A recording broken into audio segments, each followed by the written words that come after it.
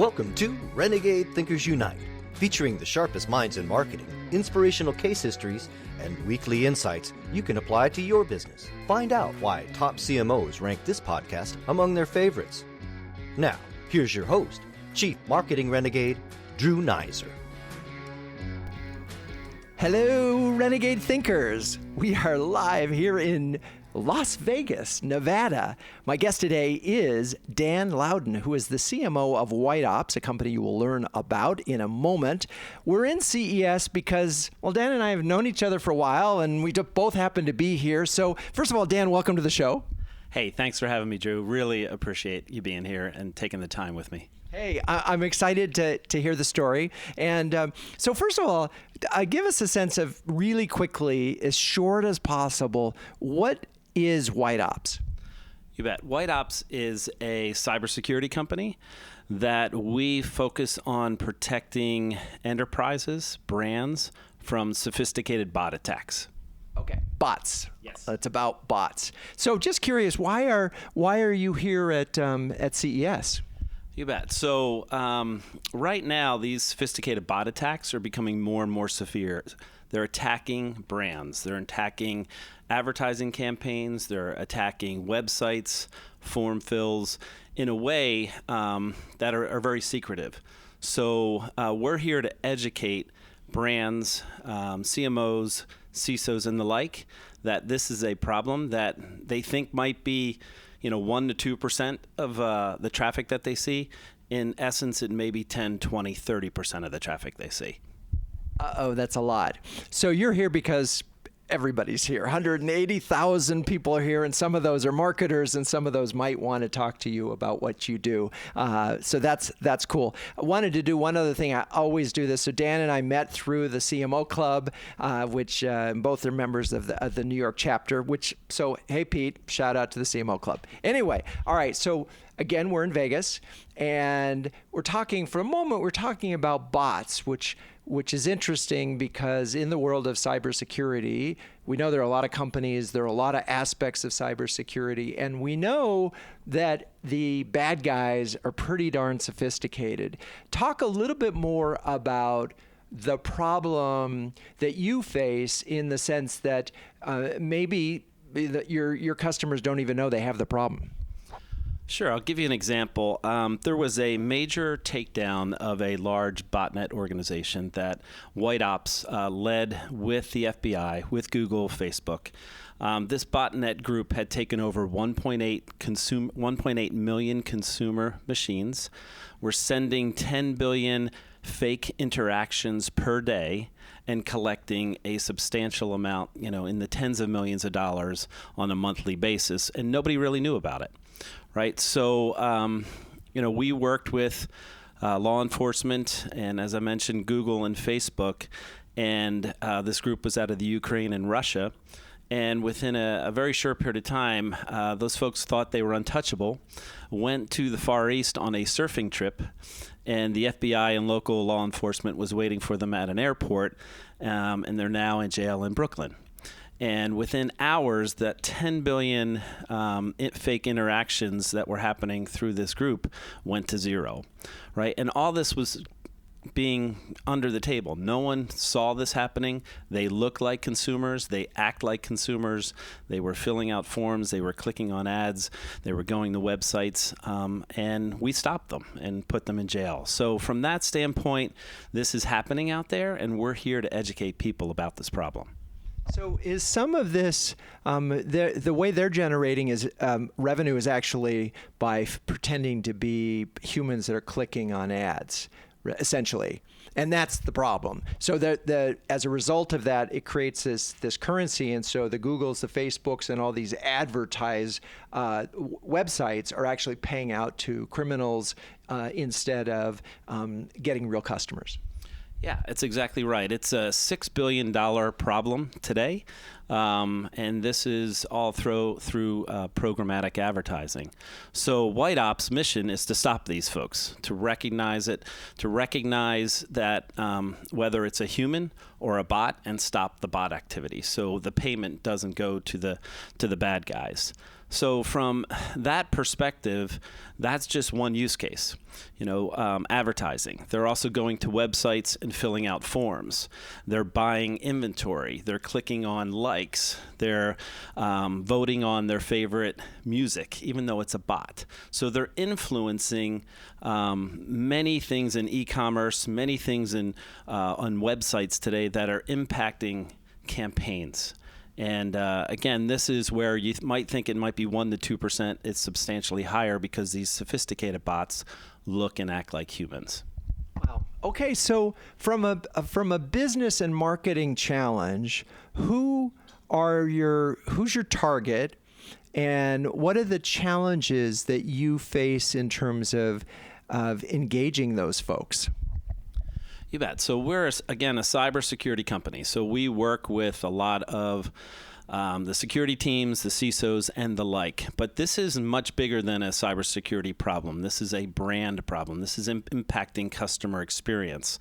This is impacting the data that marketers collect.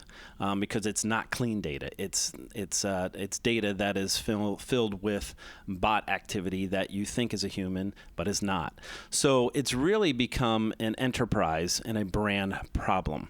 So that's, again, why we spend a lot of time with digital advertisers, with marketers, and a lot of security folks to help protect them against these type of attacks.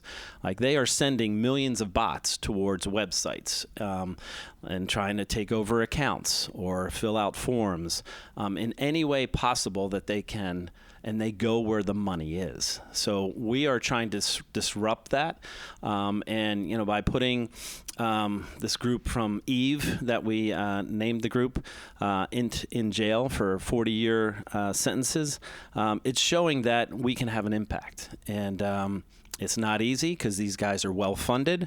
They're very smart. They're spread out all over the world. They have 2-week sprint cycles. They have executive teams, and they're the bad guys. So it's really difficult for the brands to stop this themselves.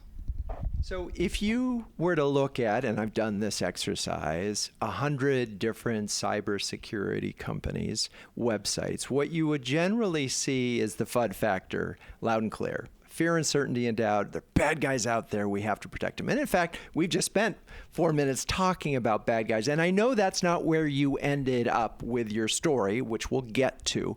But so from a strategic, as the head of marketing, talk about, now you say, okay, we understand the problem. It's a big problem. We have a lot of education to do. We could really focus on the problem and scare the crap out of people, or... Yeah, we can keep it human. That's been our focus. So many cybersecurity companies out there, there's over 3,000 of them, talk about their technology, talk about AI and machine learning and things like that. We talk about keeping it human, right? There are all these sophisticated bot attacks. We want brands, we want enterprises to engage with humans because that way they're going to be more successful. So we built this campaign around keeping it human. If you go to our website, if you go to events, if you go to speaking roles, we're all wearing human shirts. And that's every employee in the company.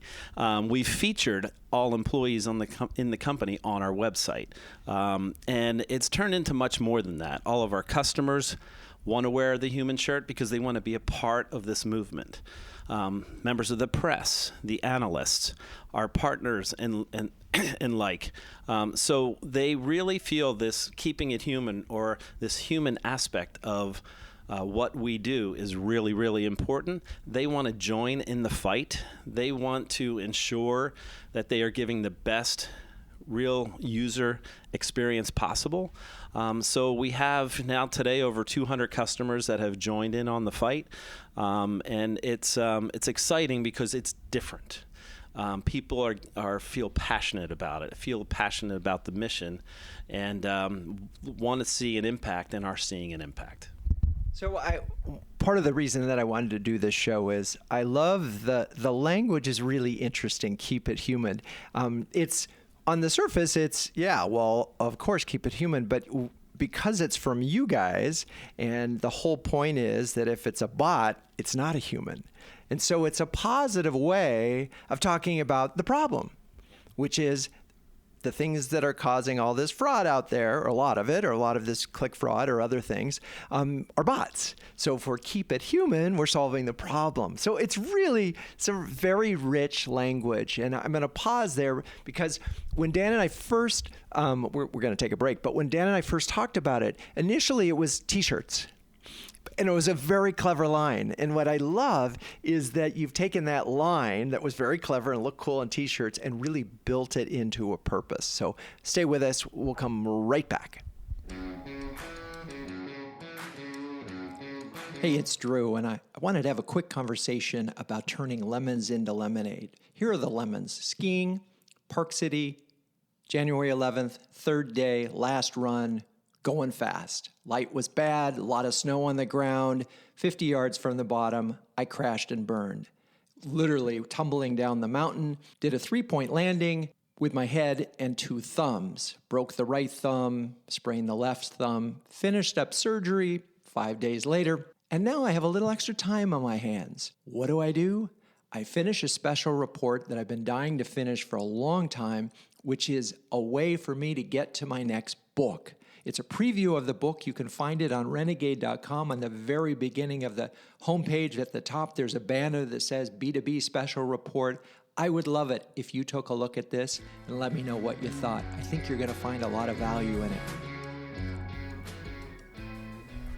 All right, we're back, and I was talking about how Keep It Human, and this is really interesting, and I want to focus on that. I'm going to go on a little lecture moment, but the difference between a tagline and a purpose-driven story statement. A tagline is a line that you put up there that you can't use to motivate employees. It just sounds good. You know, a tagline is something that describes your company in some way, and sometimes they are purpose-driven story statements. And you can tell the difference because when you can take the line and you can change an employee evaluation because of it, or you can change your website and the way you present your employees, and the fact that your customers want to participate, you called it a movement, which I love, then you're at something that is really about a purpose and not just sort of an attribute, a clever bit of words. So, and it's interesting to me in this case because you started with it as an interesting bit of words, and then it's evolved into a purpose. Talk about that.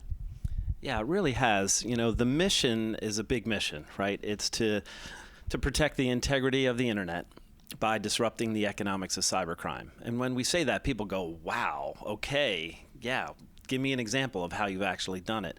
Well, you know, we have.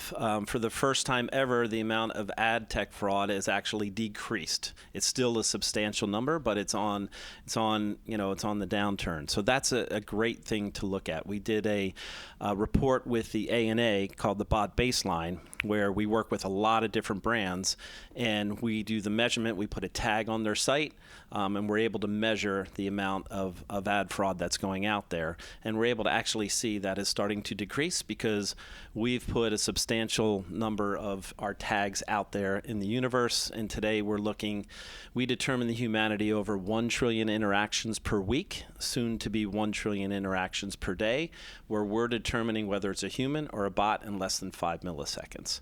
So it's really been, and we work with all the large internet providers and the like. So it's really become kind of a standard out there in a way for us to really recognize this activity.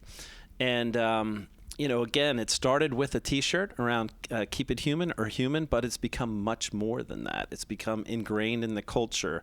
The mission is, it's not just white ops people getting behind it. You know, we have people all over the globe behind it. And Drew, you saw it in the Halloween parade in New York City, where we had actually a float with Keep It Human as a part of it. So we're really having a fun time with it, but we really believe in it because we know we're having an impact. So repeat the actual mission for me. Just tell me that line again. You bet. So we are all about protecting the integrity of the internet by disrupting the economics of cybercrime. Okay, so now this is the thing that I have going with purpose-driven story statement. The beauty of Keep It Human, how many of you who are listening to this show remembered that language? And how many of you remembered the language that Dan said twice on this show? I still can't remember that line. And this is why, at least in some of the work that we've been doing, we put less emphasis. In fact, you can write that and have that sentence somewhere, anywhere you want it, but no one will remember it. And it doesn't come to life without magical words like keeping it human. And so I just think it's important to pause on it, because everybody gets very, very excited about when they crystallize their mission and they put it in these long words that sound great. Well, they don't sound great. They sound logical, right? Yeah. But when you turn it into emotion and make it memorable, suddenly you have something that you can actually use to market. No, you're absolutely right. The mission is on our website. The mission's on, internal to the company, and we share it with our customers. But keep it human. People get it right away. And, they want to be a part of that. And when they see, it's funny, you walk down the street with a Keep It Human or a human shirt on, people go, I love that shirt, right? Or I love what that says, because, that's the experience, especially that brands want. They want that human engagement with their customers, with their prospects, and to build a personal relationship with them. So with all these sophisticated bot attacks, that really gets messy, right? So our mission about keeping it human, it's very simple. People get it, they like it, and they want to join in on the party. I love that. So I reminded of when before we started just focusing on B2B, we worked with a kombucha brand, and it was one of our strategic exercises. And this brand was developed by this surfer dude who also had like a chemical engineering degree. And he developed it because he didn't like the taste of any of the other kombuchas, and he was sort of running, he was in his 50s, and he was running low on energy. So the line that we came up with for his kombucha, it was called The Boo, was, I like your energy. And all of the folks who sampled the product would wear this line, I like your energy. And I still have that t-shirt. This was probably about 5 or 6 years ago. And every time I wear it, they go, I like your energy too. And it's just funny when you put a positive statement on your shirt and you wear it around, people will engage with you. So what have been some of the surprises that have happened as a result of moving in executing this campaign and rolling it out? Yeah, so one of the biggest things is our CEO, Tamer Hassan. He's a former Black Hawk helicopter pilot, search and rescue in Afghanistan, and he's just a really, really amazing guy. He was the one who originally, with our detection team, discovered this Eve botnet that took over so many machines. Because of that work, because of keeping it human, because of our mission, it was recognized by Fast Company, and Fast Company named Tamer the most creative person in business out of anybody out there, even the person who discovered ice and water on Mars. Tamer was number one. So it was pretty amazing that a 140-person company that's working with the largest internet service providers, that's serving, determining the humanity over 1 trillion interactions per week. It was recognized by Fast Company because of this movement, because of keeping it human. So we've been recognized more and more. The team is being asked to go present across the globe at different events and speaking opportunities. We're being highlighted in ways that, from a marketer, it's really positive, because people are recognizing this is a unique story, that we're doing something unique out there in a very crowded space, and we're having an impact, right? I mean, we're here in the cybersecurity space to win. In most cases in cybersecurity, you play defense. With White Ops, we're out there playing offense because we want to win. We want to stop the bad guys. We want to disrupt this economic, process that these guys continue, the bad guys continue to win. We're there to try to stop them, and we're having an impact. And to me, that story resonates. And the customers that we work with see the value in that too. Because they're having a hard time with this. So the more we can tell our story, the more we can educate enterprises and brands, the more we can do to help solve this problem. And to me, that's a marketer's dream. Amazing. Okay, so I'm going to pause for a second. So as I mentioned, we're here in Las Vegas, and we're in Dan's suite, right in the middle of the recording. This happens when you're on remote. The hall started to burst with vacuum cleaner noise. So anyway, these are the exciting parts of being a podcaster and recording in live segments wherever you can. Anyway, we were talking about keeping it human, and that was a Keep It Human moment. So what's interesting to me as I was listening to you talk is you could have spent a lot of time on the technology. And I bet there are a lot of people in the organization, when they first heard this idea, there must have been some who were naysayers who said, wait, we should be talking about the tech. Yeah, you're absolutely right. I mean, there's brilliant people as a part of White Ops. I mean, technical ability, what the product is and how they build it to scale and to change, hourly, because you have to have it built that way to scale and to be able to change so that you stay ahead of the bad guys. So there's brilliant people all around me, which is, for me, a wonderful place to be. But, it's all about telling those stories. And the reason why I joined White Ops is nobody really knew those stories. Only a few set of customers were getting the benefit from it or knew some of the stories that I shared today. So to me as a marketer, I'm here to go and create this great content and tell the stories of how we've helped customers over and over again. And to me, that's really, really exciting. And then actually ask those customers to participate with us and tell the story together. Right? That's even a better way. That's the marketer's dream is, hey, if I say things in a certain way and it resonates, wonderful. But if our customers say things about how, we're helping them solve this problem, that's the best of all worlds, right? Have your customers be your best advocate.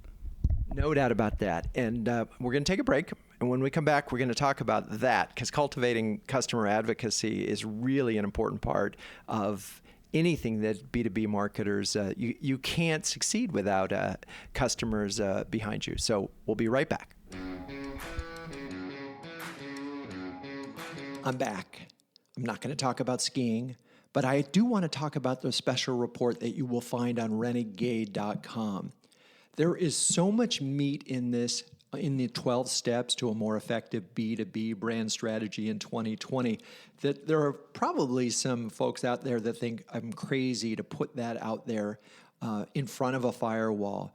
But I'm really hoping to get feedback from some of you all on the report, perhaps what's missing, because again, the book is going to be developed against this outline, but fleshing it out. There might be some guests that could help fill in some of the areas. You may disagree with some of the things. I'm really, really interested in your opinion on this piece, and your engagement with it will really help make the book that much stronger. So you'll find it on renegade.com. Very top, there's a banner that says 12 steps to a more effective B2B brand strategy. Take a look. Okay, we're back.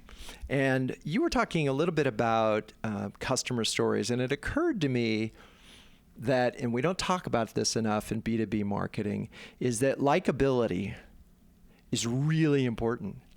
And one of the interesting things about keeping it human is it sort of instantly says, wait, they're not slinging tech at me. They're not slinging product at me. They're slinging a purpose and an idea at me. Maybe I like these guys. And I'm just wondering if you, before, after, if there's been a sort of any kind of change in terms of the likelihood of a customer engaging with you. Yeah, I think, with the Keep It Human theme, we're very approachable, right? And all the conversations and all the education that we do, we do not believe in a hard sell in any way, shape, or form, especially in cybersecurity because, in the marketing world because, people are too busy today and they don't want to be sold to. But if they hear these stories from customer advocates, or they hear it from their peers that, hey, I had this problem and this company solved it, there's no better way to be able to expand and tell that story is through those advocates. So that's a part of what we do, we want to make heroes of the companies we work with because we solve this problem for them. They're going to be more successful in business. Marketers are going to be able to be more effective in driving, real human engagement in business. Cybersecurity professionals are going to be able to protect the company better. So if we make them successful, then they're happy to go talk about it and share it with their peers. And when that happens, those peers start to call us because they're having similar problems. So we don't necessarily have to go out to them. They start to come to us, and that's the best world. So that gets to this. So when I think about some folks listening to the show, you're going to say, okay, that's a nice line. I love the T-shirts. It's fun. By the way, Dan gave me one. And maybe I'll auction it off. Maybe I won't. I think, if you send me a text with your bid, and we'll see. It's kind of a cool shirt. Pretty special. Anyway, thinking about how do you get from a nice line to this is a transforming the business, which we've talked about, to revenue. I can hear it. I'm saying, there's a CEO or a CFO. That's nice. Show me the money. How are you measuring the impact of this program? And I recognize that there are a lot of dimensions, but show me the money. Yeah, absolutely. So from a standpoint of how we are leveraging the marketing mix to go tell the story, we're measure and track everything, right? So what type of conversion rates that we see of if we send campaigns out, what kind of response do we get, and then how many, in essence, how many of those turn into meetings for sales, right? So we're all about brand leadership and telling the story and, leading the industry. But it's also important for us to, try to help our sales team get in front of all the right people to tell the story, to help them, right? So we measure and track along the entire pipeline to make sure we're being as effective as possible. And we try all different types of things. One great example, which I still, I've been doing this for a long time. We do all the most, cutting edge, all different types of marketing, but we also do direct mail. We are finding it harder and harder in some ways to get in front of people, whether it's through email or calls or digital. So we send a FedEx box with a human shirt in it and say, we'd love for you to, be a part of this mission. We'd love to share the stories of how we've helped others like you. And we've had a tremendous response to it by simply sending out a FedEx package with a human shirt in it, right? And there is a customer right now that we're working with that is going to be a substantial win for the company just because of that FedEx package. We've also done things like music events where we bring in a great band, up-and-coming band. It's the cool factor, and we do it with other partners. And, again, it's not a hard sell. It's an introduction to the company that, hey, these guys are cool. They're personable. I like them. I want to do business with them. You can never underestimate that relationship. Everybody has a great time, a great experience. They'll want to work with you if you have the right product and solves the problem, and they like you more than anybody else. The likability factor. So underestimated in B2B. So underestimated. Now, before all of you start sending T-shirts to all your prospects, you need an idea. You can't just send a T-shirt with your logo on it. You've heard two. One, I like your energy, and two, but these guys just says human. That's what it says. And it's like, dude, I want to talk about that. Why is it there? It starts a conversation. It cuts through. You don't have to tell the whole story. That's the thing. You have to start the conversation in a direction that is interesting to your prospect that you can pay off. It's not that hard, but it is hard because you probably had a zillion other options and you weren't sure this was going to work either, but you tried it and it did. So, okay. All right. So what do you think as you think about this campaign and others out there thinking, okay, I love the fact it's likable. I love the purpose of it. what were some of the lessons that you've learned in terms of and you could impart to others as they go about trying to replicate the success that you've had with Keep It Human? You've heard some of these things before, but being authentic is incredibly important, right? People can see right through if you are talking too much tech, using too many buzzwords, trying to oversell or sell too hard. It's all about, having a real conversation with people that they can relate to, that you can get their attention by Keep It Human or whatever other type of tagline you come up with. But it's really having a conversation with them that resonates with them. And then sharing how you've helped customers that have had similar problems to what they have, and having those customers speak on your behalf. And if you start developing that in mass and it starts growing, then you have something really, really special there. And I would say if you can pull that together as a marketer, the chances of your success in really helping the company go up substantially. I still think you need a good T-shirt too. I would agree. All right. Well, so I'm going to add more. I think definitely authentic. Obviously, you have to be true to who you are as a brand, but also you need to be able to articulate that. And that's why I come back to this language and why language is so important to it. Obviously, design is important to it too, but just having this language gave you a North Star that was easy for everyone in the organization to understand. And when you send that T-shirt out to your prospects, it's pretty easy for them to understand too. Bots aren't human. We're human. We're fighting the battle. Let's get on with it. Let's do this together. Here's some other people who've done it. So I think there's a lot there. I know that this is something that I preach a lot, but I truly not only believe in it, it's amazing to see how it works. And in this case, again, I'm going to sort of circle back to something I said earlier. Part of the reason that I love this example is you didn't go all in at first.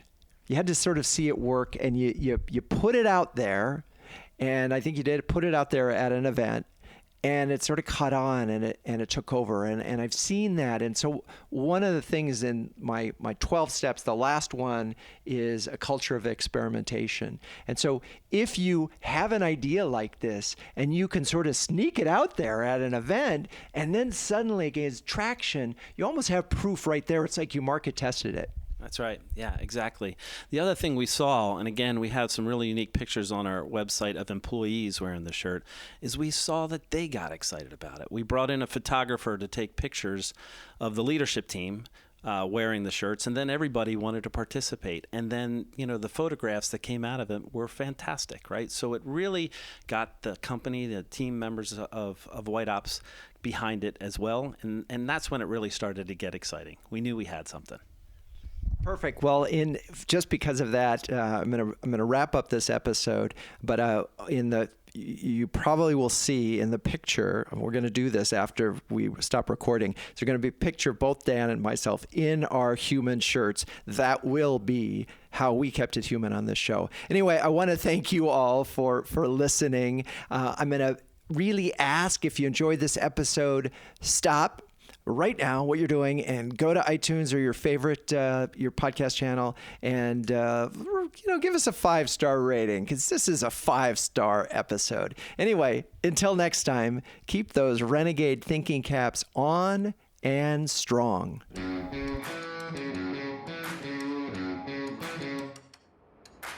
This has been Renegade Thinkers Unite, but it doesn't end there. Just go to renegadethinkersunite.com for more and subscribe to the show. That way, you'll never miss an episode. We'll talk with you next time on Renegade Thinkers Unite.